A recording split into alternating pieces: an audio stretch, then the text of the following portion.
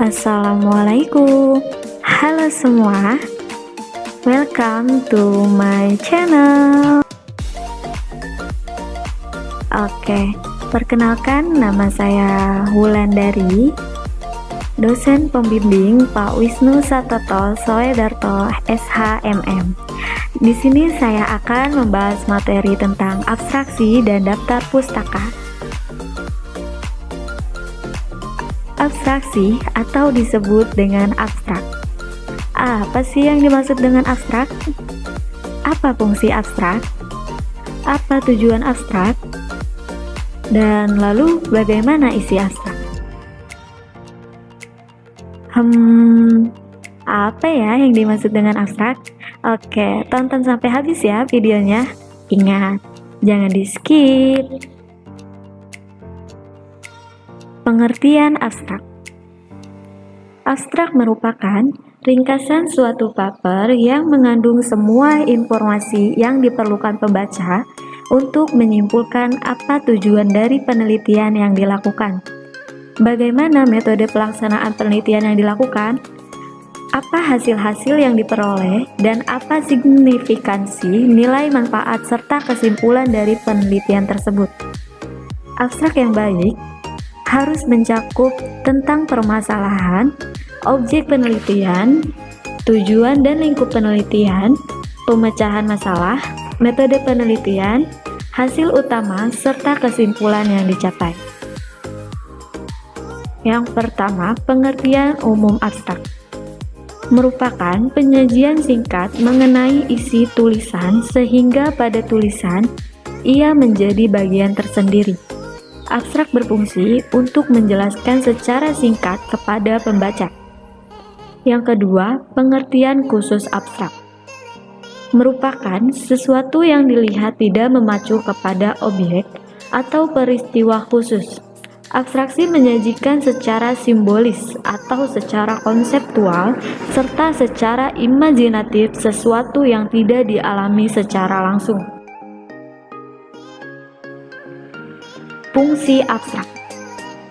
Fungsi abstrak yaitu untuk memberikan informasi kepada masyarakat perihal hasil penelitian yang telah dibuat. Uraian yang hanya satu halaman tersebut memudahkan abstrak dimasukkan dalam jaringan internet.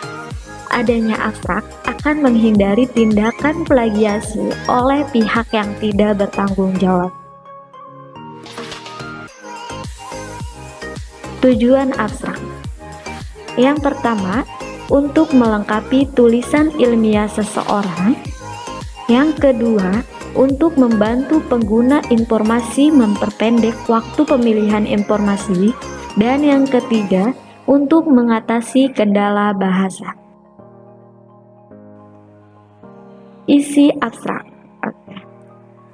Isi abstrak. Sebuah abstrak memuat beberapa unsur penelitian yang telah dibuat. Isi abstrak meliputi judul penelitian, metode penelitian, teknik dan pengumpulan data penelitian, serta hasil dan kesimpulan penelitian yang telah dibuat. Kesemuanya itu terangkum dalam abstrak. Penulisan abstrak cukup singkat, jelas, dan padat serta sesuai dengan kaidah penulisannya. Oke, sekarang saya akan menjelaskan tentang daftar pustaka. Apa itu daftar pustaka?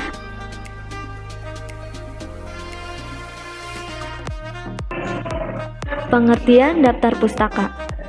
Daftar pustaka merupakan daftar yang isinya adalah sumber-sumber bacaan yang berfungsi sebagai bahan untuk referensi dalam penulisan sebuah karya ilmiah.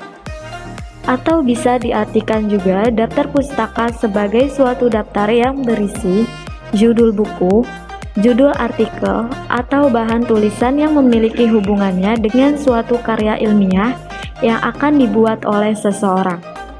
Daftar pustaka memiliki peran yang sangat penting bagi sebuah karya ilmiah, sebab jika sebuah karya ilmiah tidak memiliki daftar pustaka, maka dapat diragukan unsur-unsur daftar pustaka. Unsur-unsur yang harus diperhatikan dalam pembuatan daftar pustaka adalah sebagai berikut. Yang pertama, nama pengarang atau nama penulis. Yang kedua, judul tulisan atau judul buku. Yang ketiga, tahun diterbitkannya. Dan yang keempat, nama penerbitnya. Lalu yang kelima, tempat diterbitkannya. Ada 5 unsur-unsur daftar pustaka. Fungsi daftar pustaka. Yang pertama, berfungsi untuk memberitahukan kepada seorang pembaca bahwa apa yang sudah ditulis tidak hanya diperoleh dari pemikiran sendiri, tetapi juga diambil dari pemikiran orang lain yang sudah ditulis dalam buku yang tercantum di dalam daftar pustaka.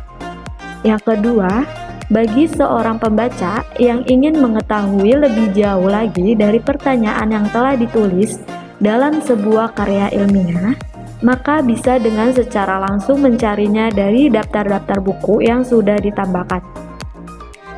Dan yang ketiga, seorang penulis akan dipandang lebih profesional ketika mereka menuliskan daftar pustaka. Oke, terima kasih.